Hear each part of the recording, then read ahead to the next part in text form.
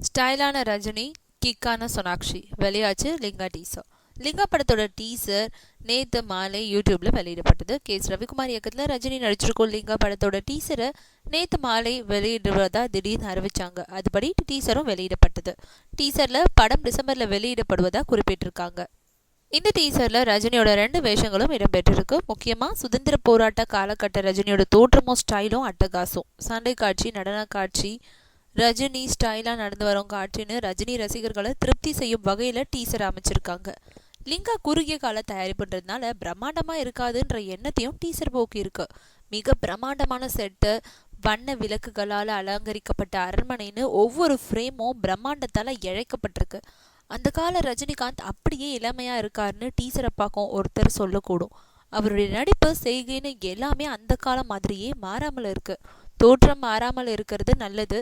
நடிப்பும் அப்படியே இருக்கலாமா? கொஞ்சம் வித்தியாசத்தை காட்டுங்க சூப்பர் ஸ்டார், போர் அடிக்க போகுது.